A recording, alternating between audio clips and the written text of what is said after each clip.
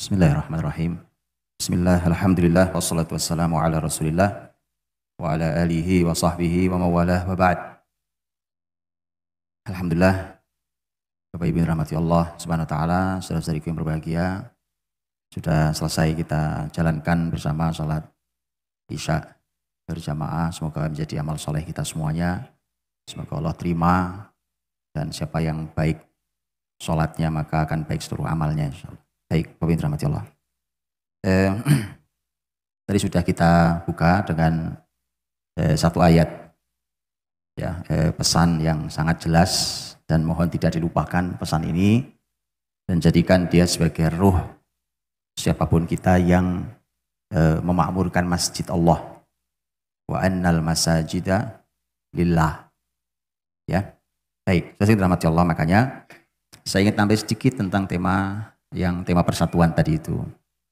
Karena itulah maka kalau Bapak Ibu ingin melihat umat ini, muslimin ini mau bangkit atau tidak bangkit, caranya lihatnya di masjid. Bagaimana cara melihatnya? Cara melihatnya salah satu tolok ukurnya adalah tema wa andal masajida lillah yang melahirkan persatuan muslimin. Kalau justru masjid adalah sumber pertikaian, maka umat ini masih jauh dari kebangkitan. Umat ini masih harus koreksi diri. Kalau justru masjid adalah sumber pertikaian. Beda pendapat, bikin masjid baru. Ya, yang begini-begini ini tidak ada yang bisa dilakukan terhadap kemakmuran umat ini. Dan untuk itulah maka lihatlah itu. Bapak Ibu rahmati Allah, di skala yang besar, di level yang besar, muslimin itu pernah kehilangan kiblat pertamanya, yaitu Masjid Al-Quds, Masjid Al-Aqsa. Bukan kali ini saja, saya tidak bicara tentang abad ini. Dahulu muslimin kehilangan, ya, kemudian dibebaskan oleh Salahuddin Al-Ayyubi yang Bapak Ibu semua tahu. Salahuddin Al-Ayyubi yang mengambil alih kembali Masjid Al-Aqsa tahun 583 Hijriah, abad 6 Hijriah. Itu sebelum muslimin kehilangan Al-Quds.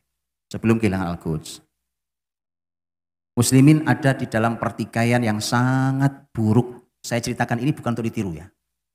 Tapi sebagai sebuah kehati-hatian, jangan terjadi di masjid yang indah ini. Jangan terjadi di masjid manapun dan di musola-musola kita. Kalau ada tolong diingatkan. Tolong diingatkan. Sebelum, kalau ingin tahu tentang keadaan, bagaimana keadaan muslimin saat muslimin kehilangan kiblat pertamanya yang nanti dikembalikan oleh Salahuddin Al-Ayyubi rahimahullah ta'ala, keadaan muslimin itu berpecah belah luar biasa. Ini saya ceritakan tapi nggak enak sebenarnya. Bahkan gara-gara perbedaan pandangan, perbedaan madhab, perbedaan pemikiran, sampai ada korban jiwa di dalam masjid saat itu. Sampai korban jiwa. Sebenarnya saya juga nggak enak nih, tapi memang ini harus diceritakan. Supaya jangan kejadian. Karena begitu kejadian, muslimin akan kehilangan kebesarannya. Muslimin akan kehilangan kehormatannya. Jangan pernah terjadi. Begitu ada bibit pertikaian, segera dihentikan, didialogkan yang baik. Ya, ketika ada masalah dengan masjid lain, musola lain, segera didialogkan dengan baik. Ini tempat persatuan, punya Allah. Kalau betul punya Allah, terus kita berantem atas nama apa? Saya nggak ngerti alasan apa kita berantem kalau kita semua punya kesadaran sama, wa annal masajida lillah. Itu saya dirahmati Allah, perbedaan pendapat, berantem itu sampai ada korban jiwa, meninggal. Dan muslimin habis itu. Saya sedih kalau melihat di rumah Allah kemudian orang teriak-teriak saling usir saudaranya, kemudian apa, siapapun itu. Siapapun itu. Saya pernah ke sebuah kota, ini saya ceritakan bukan ditiru, ya. Saya pernah ke sebuah kota saya nggak sebut kotanya, di negeri ini. Kemudian saya dapat cerita di kota itu. Ceritanya itu ada khotib Jumat, khutbah Jumat. Begitu khutbah Jumat, kemudian jamaah yang ada ini nampaknya sudah terbelah nampaknya. Yang tidak setuju itu meminta khotib turun, itu nggak pakai teriak. Mimbar orang berdiri beberapa orang, mimbar digotong dibawa keluar. hari Jumat. Saya dapat cerita di sebuah kota di negeri ini. Alhamdulillah tidak ada korban jiwa seperti yang ada dalam sejarah Islam. Itu apa? Kita berantem itu atas dasar apa sebenarnya? Berarti Anda merasa memiliki? Ini bukan rumah Anda. Siapapun kita. Berarti kelompok Anda merasa memiliki, ini bukan punya kelompok Anda. Paham ya? Ini saya perlu tekankan di awal. Kalau muslimin mau bangkit, ukur persatuannya di masjid Allah. Asal kita semua ini hamba Allah, ini rumah Rob Anda. Kalau kita ini Abdullah, ini rumahnya Allah. Semua boleh makmurkan rumah Allah. Masalah perbedaan, hormati saudaranya. Berbedalah dengan ilmu, maka kita bisa menghormati saudaranya. Baik. Kemudian saya dirahmati Allah SWT. Saya ingin bicara dari sejak awal sekali tentang masjid. Baik dari sisi apapun itu, mau fikih, mau sejarah, mau apapun, dari mulai paling awal. Saya runtutkan di awal. Kalau kita buka kitab fikih bicara tentang masjid, kemudian oleh ulama didefinisikan masjid itu apa? Itu secara fikih, ya. Karena masjid ini bangunan khusus yang dibangun untuk menjalankan ibadah secara khusus. Itu adalah masjid. Kenapa harus didefinisikan dengan jelas? Itu karena harus ada hal-hal yang dihormati, harus ada hal-hal khusus, adab-adab khusus yang harus dilakukan terhadap masjid. Maka kemudian didefinisikan oleh fikih. Tapi kalau kita mau bicara tentang sejarah pertama kali masjid, para ahli sejarah Islam mengatakan bahwa masjid pertama yang didirikan itu Masjid Quba. Kalau sekarang masuk Madinah, Bapak Ibu kalau ke Madinah pasti mampir ke Masjid Quba, itu masjid pertama yang didirikan di zaman Rasul Muhammad SAW. Nabi mampir, ada perbedaan pendapat tentang berapa hari Nabi mampir di Quba. Nabi SAW tidak membuat rumah, Pak. Di Quba itu nggak buat rumah. Yang dibuat rumahnya Allah.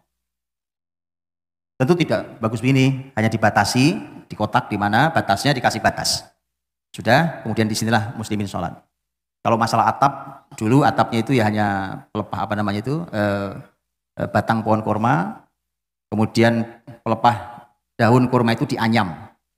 Ya dianyam kemudian jadi atap. Dah itu masjid.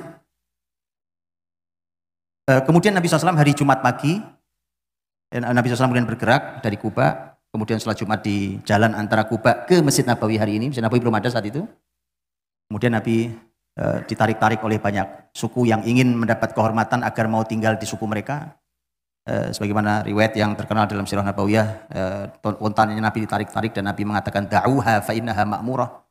Biarkan untanya jalan sendiri. Unta ini ada yang merintah. Nanti dia berhenti sendiri. Biarin aja. Maka unta jalan sampai berhenti. Begitu berhenti, Nabi tidak turun. Gak lama unta berdiri lagi, jalan lagi. Begitu jalan, muter balik, berhenti di tempat yang sama. Kemudian Nabi turun, Nabi turunkan barang bawaannya diterima oleh sahabat mulia yang rumahnya tidak jauh dari tanah itu, yaitu Abu Ayyub Al-Ansari radhiyallahu anhu, sahabat asli Madinah yang Nabi nginep di rumah beliau sampai Nabi punya rumah sederhana. Oke, Nabi bangun masjid di situ. Nabi bertanya sebelum bangun masjid, ini tanah siapa? Tanah ini milik dua anak yatim Rasulullah di kota ini. Kata Nabi, siapa walinya? Saya mau beli tanahnya. Maka kemudian Nabi membangun di tempat itu, dibersihkan, dirapikan, segala macam dibangun. Dibangun itu kalau pakai ukuran meter, Masjid Nabawi pertama kali itu kurang lebih ukurannya sekitar 30-an meter kali 30-an meter. Sekitar 30 kali 30 meter. Itu ukuran pertama kali. Kurang lebih 30 meter. Ada 3 pintu. Nabi buat 3 pintu. Dahulu pertama kali Nabi masuk Madinah, kiblatnya ngadepnya ke utara, itu ke Masjid Al-Aqsa. 17 atau 18 bulan dalam riwayat. Kemudian turun firman Allah dalam surat Al-Baqarah. Allah SWT berfirman, qad nara taqalluba wajhika fis sama falanwalliyannaka qiblatan tardaha fawalli wajhaka syatral masjidil haram. Allah tahu, wahai Muhammad, kamu suka bolak-balik lihat ke langit. Jadi Nabi Muhammad minta pindah kiblat, bolak-balik lihat ke langit. Maka sekarang kata Allah, pindahkan kiblat ini ke tempat yang kamu sukai, maka pindahkan kiblatmu ke Masjidil Haram. Maka Nabi berputar, berbalik kiblatnya ke arah selatan. Karena Al-Aqsa kalau dari Madinah ngadepnya ke utara, kalau dari Madinah ngadep ke Ka'bah, ke Makkah itu ngadepnya ke selatan. Maka kemudian arah kiblatnya dipindah. Yang tadinya di bagian belakang, ya kalau arah kiblat bagian belakang adalah pintu, maka ditutup pintunya. Kemudian pintunya dipindahkan ke yang tadinya adalah mihrab. Oh ya, kebayang ya, pintunya 3. Nanti Bapak Ibu browsing lah di internet ya kan guru kita sekarang internet itu jadi. Browsing lah internet, sudah banyak itu, tapi saya ingin jelaskan lebih pada bukan hanya gambaran tapi fungsi. Supaya itu nanti menjadi ruh kita dalam membangun masjid kita. Maka itu kemudian dibangun oleh Nabi. Saya ingin ceritakan ke Bapak Ibu tentang masjid Nabi itu aslinya seperti apa. Tadi sudah sebagiannya. Karena nanti Bapak Ibu cari aja ya. Bapak Ibu bayangkan saja ya. Karena saya nggak bawa apa-apa nih tadi. Saya gambarkan. Masjid Nabi itu kotak. Hampir sama ukuran panjang lebarnya. Baik. Kemudian arah kiblat. Sudah? Arah kiblat. Kemudian Nabi SAW membangun 3 pintu. Pintu dari belakang, pintu dari sisi rumah beliau. Beliau meletakkan rumahnya di sisi kanan belakang masjid, tapi nempel. Waktu kiblatnya masih ke Masjidil Aqsa, posisinya adalah di kanan belakang masjid. Makanya begitu sekarang kita ke sana, makam Nabi yang itu adalah kamar atau rumah Aisyah radhiyallahu anha, posisinya menjadi di kiri bagian depan. Bisa dibayangkan? Karena kiblatnya berbalik 180 derajat. Ya, tadinya kalau saya ngadep ke sana kiblatnya maka di bagian sisi sana. Begitu kiblat saya ngadep ke sana, sekarang sebelah kiri sini, bagian depan. Itu yang sekarang, ya. Tadinya sebenarnya Nabi meletakkan bagian belakang rumah itu, ditempelkan dengan masjid. Jadi itu rumah-rumah Nabi yang disebut dan menjadi nama surat di dalam Al-Quran, yaitu Al-Hujurat. Al-Hujurat artinya kamar-kamar. Satu istri, satu kamar. Jadi itu dideretkan, kamar-kamar yang oleh para ulama disebut dengan Al-Hujurat Asy-Syarifah, kamar-kamar mulia. Ruang-ruang kamar mulia. Baik. 3 pintu di situ, 1, di belakang 1, di sisi yang satunya lagi 1. Jadi 3. Kan sisi 1 adalah kiblat, sisi kiri pintu. Jadi paham ya? Oke. Hanya ketika pindah cuma geser saja, yang tadinya mihrab menjadi pintu. Ya. Bapak Ibu, sama, Masjid Nabi itu bawahnya ini saya ceritakan supaya, karena ini nanti sebagiannya berhubungan dengan hukum. Sebagian berhubungan dengan hukum. Bangunan ini. Lantainya ini hasba. Hasba itu kerikil-kerikil kecil yang dikumpulkan dari Wadi Akik. Di Madinah itu ada membentang lembah namanya lembah Akik. Tahu Akik? Tahu batu Akik? Tahu batu Akik? Baru tahu sekarang kalau itu bahasa Arab. Dan itu diambil dari lembah di Madinah. Betulan. Antum tahu sejarah batu Akik? Belum tahu ya. Tapi bukan waktunya sekarang saya jelaskan. Maksud saya jelasin batu Akik sekarang. Saya jelasin masjid hari ini kan. Betulan, dan batu akik itu punya sejarah. Kenapa sampai masuk Indonesia namanya batu akik? Itu ada sejarahnya. Kapan-kapan lah kita bicara kan. Jadi itu kerikil disebar. Di dalam masjid disebar, kecil-kecil itu menjadi lantainya. Kalau ini kan Masya Allah nih, permadani infonya ya. Kebayang tidak Bapak Ibu, ketika atapnya tadi itu sama. Ada tiang, dibuat 3 soft, ditiangi, dikasih tiang. Tiangnya adalah batang pohon korma itu didirikan, kemudian atapnya adalah pelepah daun korma yang dianyam, taruh, sudah. Dan kemudian di bagian itu bagian sholat, bagian depan, di bagian tengah bolong, nggak ada atapnya. Bisa kebayang ya? Kebayang atau enggak? Karena saya nggak bawa apa-apa, jadi saya nggak bisa. Kotak, oke, mihrab, pintu 1, 2, 3, ya. Kotak ini dikasih tembok. Oke, kasih tembok. Bagian depan 3 soft imam, terus 3 soft ke belakang, itu dikasih atap atasnya. Setelah itu bolong, tidak ada atapnya. Setelah itu bagian belakang, ini semua masih di bagian kotak semua ya. Di bagian belakang dikasih atap lagi, yang itu merupakan tempat ashabus suffah. Nah, ini nanti pelajaran luar biasa. Ashabus suffah adalah para sahabat yang tidak punya rumah, tidak punya penghasilan ekonomi yang layak, bahkan kadang mereka tidak punya baju, tidak punya makanan, mereka tinggal di masjid itu. Tinggal di masjid itu. Ini nanti semua menjadi konsep hukum, jadi konsep masjid. Ya, taruh di bagian belakang. Sudah kebayang ya? Terbayangkankah oleh kita kalau musim dingin kayak apa rasanya? Dalam keadaan masjid seterbuka itu. Itu satu. Yang kedua, terbayangkankah oleh kita kalau lagi musim panas? Musim panas, terik, sholat zuhur, sholat asar. Kebayang? Kayak apa rasanya? Kerikil di panas matahari. Hari ini panas Madinah. Kalau hari ini saya tidak tahu di zaman Nabi. Saya belum mendapatkan kalau ukuran kira-kira. Kalau di dalam riwayat ada banyak tentang pembahasan itu. Kalau hari ini bisa di atas 50 derajat. Jadi artinya setengah air mendidih, Pak. Gitu ya. Malam begini nih, kalau lagi musim puncak panas, malam seperti ini itu di luar tidak ada matahari, gelap, tapi panasnya bisa 36 derajat. Lebih panas dari Tulungagung di siang hari. Gitu ya. Jadi keluar tuh hangat. Nggak ada matahari, ya gelap gini, tapi keluar tuh hangat. Udah, sholat zuhur, sholat asar, dengan kerikil yang terpanggang matahari, kemudian sahabat sujud. Kayak apa rasanya?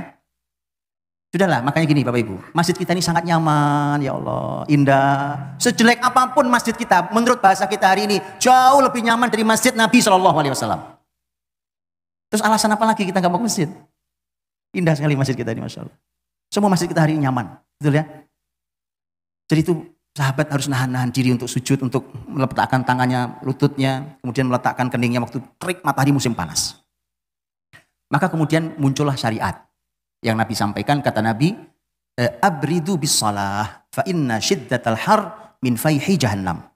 Kata Nabi, dinginkan salat kalian. Karena terik matahari di siang hari itu adalah merupakan asapnya jahanam. Jadi dunia dan surga neraka itu sebenarnya terhubung sebenarnya, Pak. Ya, ini DP-nya sudah ada di sini. Jadi begitu siang di musim sangat terik, yang itu kita nggak punya. Maka kemudian ada sunnah untuk mengundurkan sedikit waktu zuhur. Itu menjadi sunnah menurut para ulama, makanya sampai hari ini Masjidil Haram, Masjid Nabawi itu kalau musim sangat panas, itu sholat zuhurnya tidak persis di jam masuk zuhur, agak diundur sedikit. Kenapa? Karena Nabi perintahkan untuk melaksanakan sunnah itu, Nabi mengatakan abridu bis salah, ya kan? Dinginkan sholat kalian, undur sedikit, ya. Kalau di sini ada? Enggak ada, mesinnya jadi dingin, dong. Enggak ada. Jadi jangan diundur sholatnya. Mesinnya aja dingin, Masya Allah, kan. Jadi, malah kadem, Ustaz. Jadi abri itu bis salat. Nabi SAW membangun masjid seperti itu, dan kemudian setelah masjid itu jadi, dan perlu diketahui Bapak Ibu, Nabi masuk ke Kuba yang dibangun masjid. Nabi masuk ke sekitar Masjid Nabawi yang dibangun pertama masjid. Dan perhatikan, Nabi membangun masjidnya lebih dulu dan lebih indah dari rumahnya. Bagaimana kita? Ayo ngaku muslim, Masya Allah, ya kan? Ngaku pengikut Nabi SAW. Masjidmu perlu bantuan, dibantu.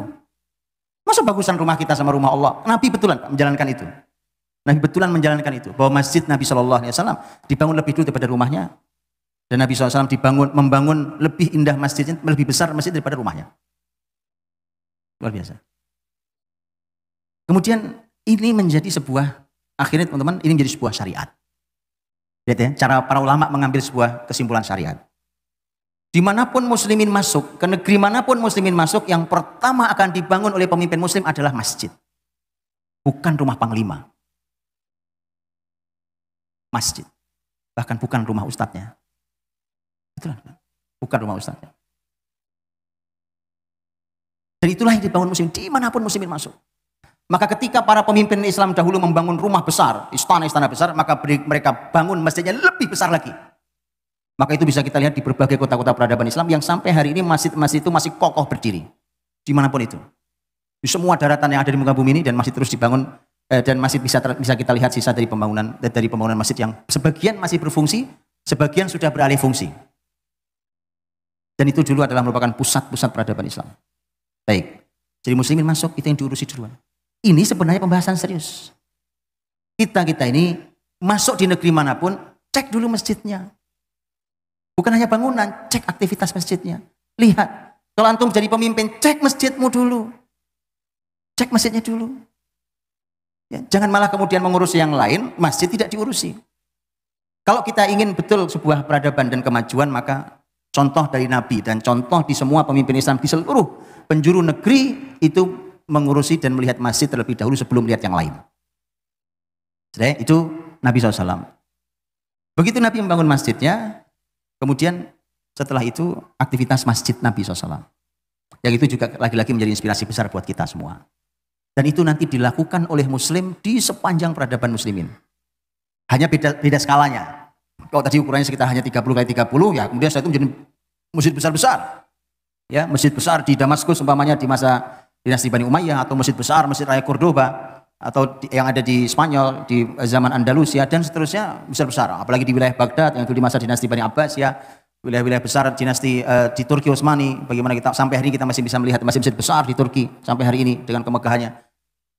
Hanya beda skala besarnya, sehingga nanti itu akan menentukan beda besarnya masjid menentukan juga atau ditentukan juga oleh aktivitas kebesaran muslimin. Nabi SAW kemudian membuat berbagai aktivitas, dan aktivitas ini menjadi inspirasi besar di sepanjang zaman, dan mudah-mudahan itu menjadi inspirasi perbaikan kita untuk masjid kita hari ini. Karena bayangkan ya, yang membangun masjid ini, yang membangun masjid-masjid yang lain, Masya Allah kita doakan semoga Allah berikan ganti dengan dibangunkan istana di surga. Karena itu janji Nabi SAW. Dengan keikhlasan beliau-beliau maka kata Nabi, Allah akan membangunkan untuknya rumah di surga. Beliau-beliau membangun dengan harta-harta halal, yang harta-harta terbaik mereka, itu begitu membangun, keinginannya kan mengalirkan pahala. Jadi harus mengalirkan, aktivitasnya harus ramai. Harus ramai. Bukan hanya memperindah bangunan, tetapi harus memakmurkan masjid Allah SWT. Itulah mengapa, lihatlah firman Allah SWT dalam surat At-Taubah ayat 18. Innama ya'muru masajidallah man amana billah wal yawmil akhir wa aqamas shalah wa ataz zakah wa lam yakhsha illallah. Innama di dalam bahasa Arab para ulama mengatakan adatun lil hasr. Jadi innama itu untuk membatasi. Hanya, dalam bahasa Indonesia hanya. Kalau hanya berarti dibatasi. Selain ini nggak bisa. Selain ini tidak bisa. Siapa yang boleh memakmurkan masjid Allah? Innama ya'muru. Jadi kata takmir masjid itu, oh itu istilah yang langsung diambil dari Quran. Jadi jangan, ini nggak sembarang ini. Takmir masjid itu, Masya Allah. Itu aktivitas yang langsung Quran punya istilah. Innama ya'muru masajid Allah, masjid-masjid Allah itu man amana billah. Jadi dia harus punya kriteria yang memakmurkan masjid Allah. Apalagi pengurus takmir masjidnya. Jadi bukan cuma asal tokoh, asal tua, asal dituakan, asal banyak duitnya, asal apa kemudian dipilih. Nah, jangan. Nggak masuk. Siapapun yang datang memakmurkan masjid Allah, apalagi pengurusnya yang dipilih, kriterianya langsung disebut dalam Quran. Coba Bapak Ibu perhatikan, pekerjaan-pekerjaan lain kriterianya tidak disebut dalam Quran. Coba sebutin deh jenis pekerjaan apapun. Ada disebutkan kriterianya, harus memilihnya, harus begini-begini. Enggak. Tapi memakmurkan masjid Allah penting turun tangan, karena rumah ini tidak ada yang punya kecuali Allah SWT. Maka harus mereka yang beriman pada Allah dan hari akhir, mereka yang menegakkan sholatnya, mereka yang mengeluarkan zakatnya, dan tidak takut kecuali Allah. Coba Ibu perhatikan. Kalau beriman pada Allah dan hari akhir, kita masuklah. Mendirikan sholat, masuklah, namanya Pak Takmir masjid ya kan, pasti mendirikan sholat. Bayar zakat, ya mestinya begitu, nggak terpisahkan antara sholat dan zakat. Tapi ada poin yang menggelitik yang keempat. Walam yakhsha illallah. Tidak takut kecuali Allah. Emang ada apa dengan masjid? Kenapa ada muncul kalimat, mestinya yang memakmurkan masjid Allah itu orang-orang yang tidak boleh takut kecuali hanya pada Allah. Emang ada apa? Emang pengurus masjid diapain? Kok ditakut-takuti gitu?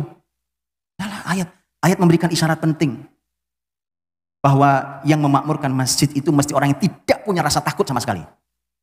Gak ada rasa takutnya kecuali hanya pada Allah. Kenapa? Pasti ada zamannya, ada masanya di sebuah tempat, di tempat ini ataupun di tempat lain bahwa rumah Allah diganggu.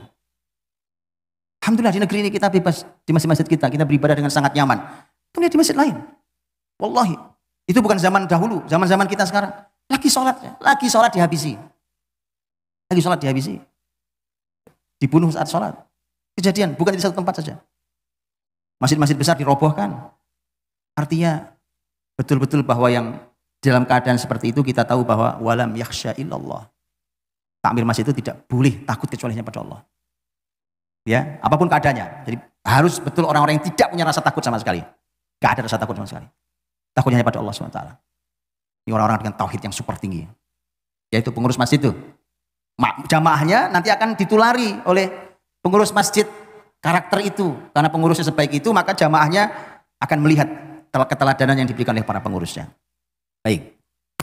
Rasulullah SAW mengurus masjid beliau, memakmurkan masjid beliau. Dan apa hubungan dengan kejayaan Islam kita akan lihat. Nabi SAW membuat banyak aktivitas di masjid. Masjid Nabi itu sangat makmur, sangat ramai dengan kegiatan.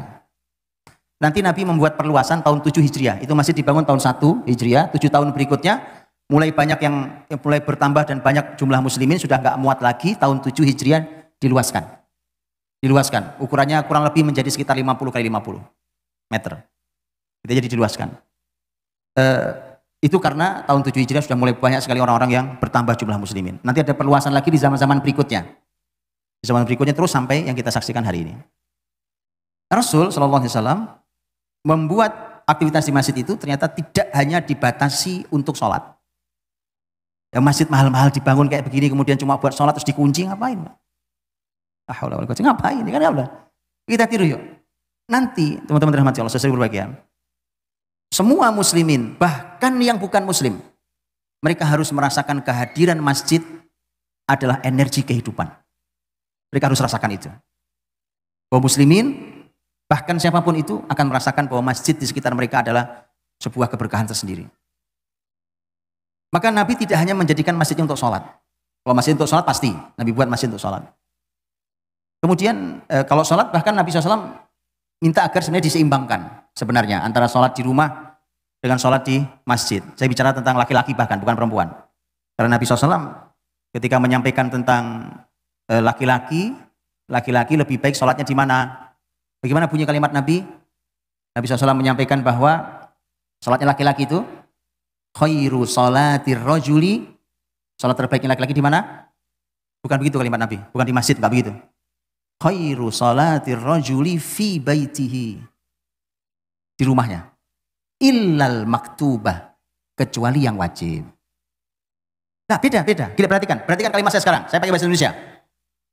Tempat sholat terbaik laki-laki adalah di masjid. Itu satu kalimat. Perhatikan kalimat kedua. Ini kalimat Rasul langsung tadi. Sholat terbaik laki-laki adalah di rumahnya. Kecuali sholat yang wajib. Sama atau beda rasanya? Jauh. Jauh bedanya. Jauh bedanya. Bisa ngerasakan apa enggak? Saya ulang bahasa Indonesia. Di bahasa Indonesia loh ini. Bukan bahasa lain loh. Masa enggak tahu bahasa Indonesia? Sholat terbaik laki-laki di masjid. Kalau ini kalimat Rasul bukan itu. Sholat terbaik laki-laki di rumahnya. Kecuali yang wajib. Bisa dirasakan bedanya? Dirasa lah ya. Dirasa sendiri lah. Kayak apa rasanya itu. Berbeda. Karena di sana ada perintah untuk menyeimbangkan. Bahkan Nabi SAW menyampaikan dalam riwayat yang lain. Nabi meminta agar jadikanlah sebagian sholat kalian wahai laki-laki di rumah. Artinya apa? Yang sunnah. Sholat yang sunnah. Makanya para ulama mengatakan sholat sunnah itu sepanjang bukan sholat sunnah yang berhubungan dengan masjid, kayak tahiyatul masjid kan berarti masuk masjid baru sholat, ya kan? Tapi sholat sunnah yang lain, para ulama mengatakan lebih baik di rumahnya. Secara umum kaidahnya lebih baik di rumahnya, ya, kecuali takut kehilangan jamaah, yang masjid sholat ini baru dia sholatnya di sini. Ya, kalau bisa dibikin kesepakatan di masjid-masjid, umpamanya satu area masjid, dia mengcover sekian banyak rumah paling jauh, kalau jalan kaki berapa menit? Oke, kalau gitu kita buat antara azan ke qomat sekian menit supaya yang mereka sempat sholat di rumah, sholat sunnahnya, kemudian jalan kaki dan tidak ketinggalan jamaah di masjid. Kan indah banget. Itu luar biasa. Aturan tuh, ya kan? Ini luar biasa. Baik. Jadi itu dan Nabi SAW meminta para kaum laki-laki itu ke masjid. Di masjidlah tempat kaum laki-laki untuk sholat-sholat yang wajib. Mereka sholat di masjid, laki-laki dan seterusnya. Saya, Bapak Ibu rahmati Allah, saya merasakan betul bahwa hidup di kota besar yang hidup itu sendiri-sendiri, saya sangat merasakan betul bahwa bersyukur orang-orang itu punya masjid, membangun masjid. Kenapa? Karena kalau nggak ada masjid kita nggak saling sapa, Pak. Kita nggak saling kenal satu sama lain. Tetangga mepet tembok tuh, samping tembok nggak kenal kita. Jadi memang begitu. Di mana kita bisa ketemu? Di masjid. Kita ketemu, oh bapak ibu ini tinggalnya yang rumah yang sepuh, ternyata beliau sebelah rumah saya. Ya. Bisa betul-betul tidak kenal sama sekali. Maka itu pentingnya. Dan Nabi SAW itu kalau sholat, Bapak Ibu, terutama di waktu subuh itu, Nabi kalau sudah selesai sholat, mengimami, salam, ya, kemudian Nabi zikir sebentar, kemudian membalikkan badannya, kemudian melanjutkan zikirnya sambil melihat para sahabat. Nanti Nabi akan bertanya, Fulan kemana? Kok nggak ada? Fulan sudah sekian lama nggak kelihatan di masjid itu. Coba tolong dicari, jangan-jangan sakit atau punya apa. Itu Nabi lakukan. Jadi Nabi itu absensi sosial itu di masjid. Agar kita tahu saudara kita punya masalah apa. Ya, ada masalah apa? Kenapa? Jangan-jangan sakit.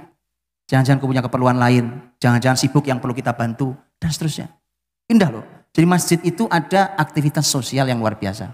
Nabi membuat absensi sosial. Soal subuh itu. Dilihat, enggak ada. Biasanya bapak itu di sebelah sana, biasanya kan enggak kelihatan. Ya, baik. Kemudian Rasulullah SAW sekali lagi tidak hanya membuat aktivitas masjid itu hanya sholat, tapi Nabi membuat banyak aktivitas lain. Aktivitas besar yang Nabi lakukan.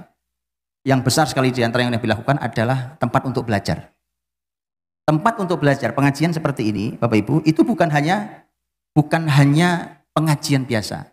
Oleh muslimin nanti dikembangkan bahkan menjadi universitas, itu ya begini modelnya, di masjid-masjid juga. Oke. Nabi SAW dahulu beliau kalau ngajar sahabat itu waktu yang paling panjang, Nabi ngajar paling panjang itu waktu duha. Karena Nabi sholat subuh di masjid duduk sampai syuruk. Begitu syuruk, Nabi SAW pulang ke rumah.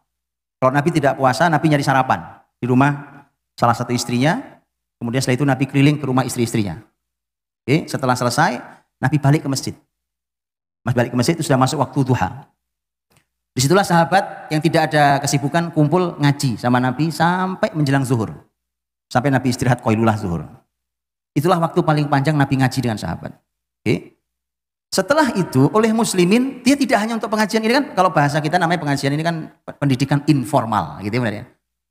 Muslimin membangun peradaban ilmunya itu dari masjid. Maka dulu kampus-kampus Islam itu dari masjid. Bapak Ibu tahukah bahwa universitas tertua di bumi resmi versi PBB, namanya adalah University of Qarawiyyin. Universitas Qarawiyyin. Tahukah Bapak Ibu bahwa Qarawiyyin itu adanya di kota Fes di Maroko. Qarawiyyin itu masjid, bukan universitas. Tapi PBB harus mengakui bahwa itu universitas pertama tertua di muka bumi. Jami' Qarawiyyin. Ya bagaimana tidak tua? Wong itu abad 9, Pak. Masehinya abad 9. Abad 3 Hijriah. Abad 9 Masehi. Abad 9 Masehi loh, siapa yang sudah punya kampus? Abad 9 Masehi. Universitas paling tua di Eropa itu abad 11.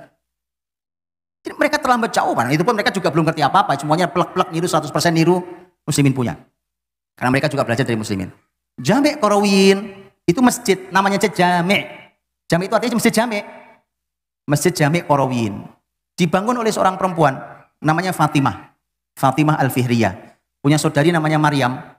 Fatimah ini dapat warisan banyak dari bapaknya. Waktu bapaknya meninggal dapat warisan banyak, kemudian dia bangun masjid dengan uang warisannya itu. Sepanjang masjid itu dibangun, dia puasai, Pak. Dia puasa sampai masjid selesai. Masya Allah itu. Lihat barokahnya, sampai detik sekarang saya duduk di sini, masjid itu masih berdiri kokoh, masih dipakai ibadah, dan masih universitas sampai sekarang. Pahalanya kayak apa ya Pak itu ya? Berdiri tahun 9 Masehi, abad 9 Masehi, atau abad 3 Hijriah, sekarang sudah abad 15 Hijriah, 12 abad umurnya sudah Pak. Yang membangun sudah 12 abad lalu meninggalnya. Sampai sekarang pahala masih terang mengaliri kuburnya. Itu indahnya. Baik, jadi itu Jami' Qarawiyyin. Muslimin membuat pembelajaran-pembelajaran itu, bahkan kampus-kampus resmi itu tidak dibuat seperti universitas hari ini. Jadi tidak seperti hari ini. Hari ini kemudian seluruh aktivitas muslimin itu sentralnya adalah masjid. Kemudian setelah itu mulai dipisah dari masjid, bahkan saking sudah terpisah dari masjid lupa, bahkan kadang-kadang kita tahu ada sebuah universitas besar, sekolah besar, masjidnya nggak jelas di mana. Orang nyari masjid susah Pak. Di mana saya mau sholat nih, kampus besar ini, masjidnya di mana? Lurus Pak jalan, belok kanan, turun ke bawah, belok kiri. Di basement kecil. Begitu masuk bau jempol. Subhanallah. Atau bisa bayangkan betapa kasihannya umat ini. Kemudian setelah itu mau bicara tentang kebesaran Islam, mustahil. Karena dulu ilmu apapun, ilmu agama, ilmu umum itu diajarkan di masjid. Dan dia resmi, Pak, resmi. Kalau dan membayangkan seperti kita ngaji gini, ada ya kayak sekolah persis, ada absensinya ada evaluasi, ada ujiannya, ada kelulusannya, ada ijazahnya, ada apa bahasa kitanya? Kalau kelulusan itu ada perayaan kelulusannya dan seterusnya. Lengkap, memang kampus. Itulah kenapa PBB mengakui bahwa itu sudah universitas. Jami' Qarawiyyin itu, Masjid Jami' Qarawiyyin. Itu indahnya, makanya coba yuk kita renungi bareng-bareng Pak. Di Tulungagung ini Berapa jumlah masjid? Itu satu. Berapa jumlah musola? Dua, ya. Kemudian coba saya mau nanya tuh. Dari waktu duha, anggap kira-kira jam setengah 8 atau jam 8 gitu ya. Sampai jam 7 lah. Kan sekarang subuh lebih awal, jam 7 umpamanya. Sampai menjelang zuhur. Dari Senin sampai Jumat. Oke. Rata-rata masjid-masjid di Tulungagung ini penuh aktivitas atau tidak? Kosong. Bayangkan kalau itu dijadikan ruang kelas, sebagaimana dulu di peradaban Islam. Ngirit ruang kelas bukan? Saya kasih contoh, gampang Pak, saya kasih contoh. Saya cerita sedikit tentang saya. Di pesantren ada 650 santri yang di Bogor. 650 santri belajar tiap hari, sebagaimana pesantren, sebagaimana ilmu agama, ilmu umum diajarkan. Tapi Ibu tahu, 650 santri itu tidak ada satupun ruang kelasnya. Tapi berjalan dengan sangat baik. Di mana ruang kelasnya? Di masjid. Semua ilmu bisa diajarkan di situ. Semua ilmu. Makanya lihat Pak, model masjid peradaban Islam itu modelnya menarik Pak. Makanya Bapak Ibu kalau lagi pengen bangun masjid nantinya, jangan hanya memperhatikan keindahan. Sebelum keindahan itu penting. Bahkan muslimin punya peradaban keindahan. Tapi sebelum itu perhatikan fungsi, manfaat. Makanya kalau Bapak Ibu perhatikan di masjid-masjid besar di peradaban Islam itu selalu modelnya begini Pak. Modelnya selalu, dan itu semua inspirasi Masjid Nabawi tadi. Masjid di kotak gitu, ini sudah masjid besar-besar ya, itu sama persis modelnya. Kotak, tengah dibolong, tidak ada atapnya, kayak stadion gitu. Oke. Di bagian depan yang buat sholat itu dikasih pintu tembok, ditutup rapat. Pintu dan tembok. Itu untuk orang sholat, orang zikir, orang baca Quran tidak terganggu. Sudah? Setelah itu dibuat selasar, ini namanya selasar kanan kiri itu. Selasar panjang, sepanjang masjid melingkar gitu. Selasar. Apa fungsi selasar itu? Fungsinya adalah kelas. Di sini dulu diajarkan fikih, diajarkan tafsir, diajarkan hadis, di pojok sana ilmu kedokteran, di sana ilmu fisika, di sini ilmu geografi. Itu muslimin dulu. Betul-betul kampus. Jadi kalau pendidikan dipisahkan dari masjid, nah silahkan lihatlah hasilnya seperti kita hari ini. Kayak gini-gini modelnya nih. Sekolah jauh dari masjid. Dulu muslimin sekolah di masjid. Bapak Ibu kalau pergi ke Masjidil Haram Masjid Nabawi hari ini, di dalam Masjidil Haram Masjid Nabawi itu ada universitas. Bukan yang pengajian itu bukan ya. Kalau yang pengajian yang kalau Bapak Ibu umroh kemudian lihat ada ada para ulama duduk di kursi kemudian banyak yang ngaji, itu pengajian umum kalau itu. Bukan. Universitas betulan. Di dalam masjid universitas. Namanya Jami'atul Haram. Ada yang Haram Makki, ada yang Haram Madani. Yang Mekah di Masjidil Haram, yang Madinah di Masjid Nabawi. Betul-betul universitas. Makanya nanti ada masa mereka ujian, ada masa mereka nanti tadi ada perayaan kelulusan. Di mana? Di dalam masjid. Oh enggak barokah bagaimana coba Pak? Anak-anak belajar ilmu apa saja di dalam rumah Allah Subhanahu wa taala. Baru nanti muslimin meluaskan itu di sekelilingnya masjid ketika sudah tidak muat lagi. Baik, Bapak Ibu dirahmati Allah. Maka itu karena inspirasinya adalah Nabi dulu meletakkan meletakkan di dalam masjid itu adalah tempat belajarnya para sahabat. Lahirnya ulama-ulama besar. Ulama besar dunia, ilmunya jauh lebih besar daripada kita yang sekolah sampai profesor hari ini. Di ilmu apapun itu. Di ilmu apapun itu. Sudah ya, itu pendidikan tuh. Kebayang tidak kalau masjid-masjid di Tulungagung yang kosong waktu duha, Senin sampai Sabtu, atau Senin sampai Minggu, mungkin Sabtu Minggu banyak acara kali ya, Senin sampai Jumat deh. Bayangkan kalau itu dipakai kelas oleh sekolah terdekat. Kebayang nggak? Indahnya, nggak perlu kelas juga, nggak perlu ini itu soalnya. Hari ini kita habiskan uang masyarakat hanya untuk bangun fasilitas pendidikan. Yang itu kadang-kadang kita tidak tahu tentang kemanfaatannya. Baiklah, kemudian Rasulullah SAW juga menjadikan masjid itu aktivitas apa saja di masjid. Nabi SAW ketika ada Sa'ad bin Abi Waqqas radhiyallahu anhu, sahabat Nabi ini pemimpin tertinggi masyarakat Madinah. Sa'ad bin Mu'ad radhiyallahu anhu, bukan Sa'ad bin Waqqas, Sa'ad bin Mu'ad radhiyallahu anhu, pemimpin tertinggi masyarakat Madinah. Ketika terluka di perang Khandaq tahun 5 Hijriah, terluka dan terlukanya sangat serius, Nabi minta, kata Nabi, rawatlah Sa'ad di dalam masjid. Maka ruang kosong yang tadi atasnya bolong itu Pak, itu dibikinkan tenda. Tenda itu adalah tenda milik seorang wanita namanya Rufaidah, dan itu tenda yang kemudian setelah itu muslimin mengatakan itulah cikal bakal rumah sakit pertama dalam Islam. Rufaidah itu seorang perawat, biasanya kalau pergi jihad tugasnya merawat orang yang mujahid yang terluka. Saat dirawat di situ, di dalam tenda itu Nabi SAW mengatakan agar saya dekat kalau menjenguk dia.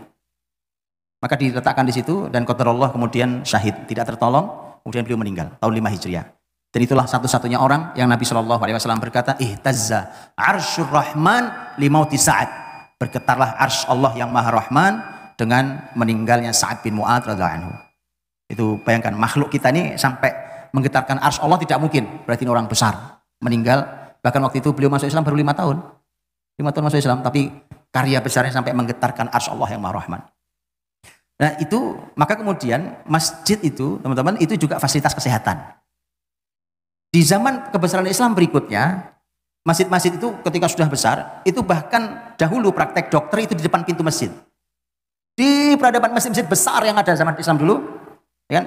Dokter-dokter itu praktek di depan pintu masjid begitu, dia siap periksa pasiennya, kemudian dia bawa obat, dikasih obatnya untuk hal-hal yang bisa ditangani ringan, di situ dia buka di situ.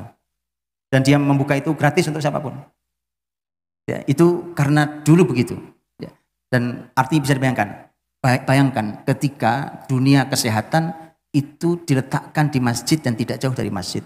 Roh masjidnya itu membuat dunia kesehatan tidak berani berbuat culas dan curang. Ada masjid Allah, Pak. Bahkan dilakukan di masjid, mereka nggak berani berbuat curang dan culas. Jangan. Lagi dong, prakteknya di depan pintu masjid macam-macam ya. Ya. Kebayang nggak anak-anak kita yang belajarnya di masjid, berani mereka berkata kotor, teriak-teriak seperti di kelas secara umum? Nggak berani orang mereka tahu ini masjid. Dia terjaganya generasi, makanya barokah itu, barokahnya generasi itu. Ya, ini PR sendiri tentang dunia kesehatan. Rasulullah SAW itu, karena tadi saya katakan di bagian belakang itu ada ashabus suffah, orang-orang yang tidak punya rumah. Tidak punya rumah ini teman-teman, di kemudian hari menjadi orang-orang besar dalam sejarah Islam. Salah satunya sahabat sangat terkenal Abu Hurairah radhiyallahu anhu. Jadi ulama tertinggi, dia perawi hadis terbanyak, bahkan nanti menjadi pemimpin di sebuah wilayah di zaman Khalifah Umar. Di ashabus suffah ini, mereka ini tidak punya makan. Orang nggak punya uang, nggak punya makan, kelaparan. Abu Hurairah itu semasa belajar dan tinggal di tempat ashabus suffah itu, bagian belakang masjid itu pernah pingsan di raudhah, di samping mimbar Nabi itu pingsan. Kemudian Abu Hurairah berkata, orang menganggap saya sakit, jadi saya punya penyakit sampai saya pingsan. Demi Allah tidak sakit, saya lapar. Itu Abu Hurairah. Tapi di kemudian hari menjadi orang besar. Abu Hurairah radhiyallahu anhu. Di bagian belakang itu, Bapak Ibu, itu kemudian Nabi perlu solusi makanan. Para sahabat, saat itu di awal-awal masih sulit makanan. Maka Nabi berkata kepada kalau habis sholat isya kayak jam segini nih, habis sholat isya, ini masa-masa awal masih sulit makanan di Madinah zaman Nabi. Nabi mengumumkan habis sholat isya, Nabi umumkan, para sahabatku, siapapun yang di rumah punya sisa makanan, bawa saudaranya, bawa pulang ke rumah. Maka ada sahabat yang bawa 1 orang, karena sisa makanan tinggal cukup untuk 1 orang. Ada yang bawa 2, ada yang bawa 3. Tapi ada sahabat pemimpin besar Madinah dan sahabat kaya raya dan sangat dermawan, namanya Sa'ad bin Ubadah. Sa'ad bin Ubadah radhiyallahu anhu itu kalau membawa 80 orang. Ayo ke rumah saya, 80 orang bawa ke rumah. Jadi kayak pesta tiap malam itu, Pak. Itu solusi. Kemudian Nabi berkata kepada para pemilik kebun kurma. Ya, kata Nabi, berikan sebagian kurma kalian di sini. Makanya kemudian digantungkan di pintu-pintu masjid itu, digantungkan kurma itu, apa namanya itu, tangkainya itu, kurma itu digantung di masjid. Siapapun yang keluar masuk masjid boleh mengambilnya. Dan itu kemudian menjadi inspirasi untuk masjid. Di Indonesia saya lihat belum biasa. Belum terbiasa di Indonesia. Tapi kalau Bapak Ibu ke negara-negara Arab itu sudah sangat biasa. Di Indonesia sudah mulai ada, tapi saya melihat kalau masuk masjid belum banyak yang punya. Ya, kalau dulu gantungkan pohon kurma. Kalau di negara-negara Arab itu, Pak, itu ditaruh di bagian belakang gitu yang tidak mengganggu, itu kulkas. Taruh kulkas, colokin dingin, di situ ada minuman, makanan, ada buah, ada apapun. Itu di situ. Siapapun masuk, keluar masuk, silahkan ambil. Di Indonesia baru mulai, saya lihat baru mulai. Dan itu artinya menjadi masjid adalah solusi pangan bagi masyarakat. Ya, itu inspirasi luar biasa. Maka kalau Bapak Ibu pergi, umpamanya hari ini yang masih aktif, yang masih berfungsi sebagai fungsi aktif adalah contohnya kalau Bapak Ibu pergi umpamanya ke Turki. Di Turki itu bangunan-bangunan masjid tua itu masih diabadikan. Orang-orang Turki menyebutnya, istilahnya adalah kulliyat. Kata orang Turki kulliyat. Kulliyat itu satu areal komprehensif. Jadi masjid di tengahnya, kemudian nanti ada berbagai macam tadi, ya ada tempat belajarnya, ada ini itu tempat kesehatan segala macam, sampai dapur umum. Dapur umum itu dianggarkan dengan menggunakan wakaf-wakaf produktif. Ada orang berwakaf, bisnisnya diwakafkan, hasilnya untuk apa? Untuk memberi makan yang ada di masjid itu. Itu ada dapur, dibuatkan dapur umum. Jadi siapapun mau makan kapanpun, jam berapa, sepanjang sudah ada bisa dimakan. Luar biasa. Ya, dan hari ini masih terus berjalan. Di banyak tempat juga masih berjalan.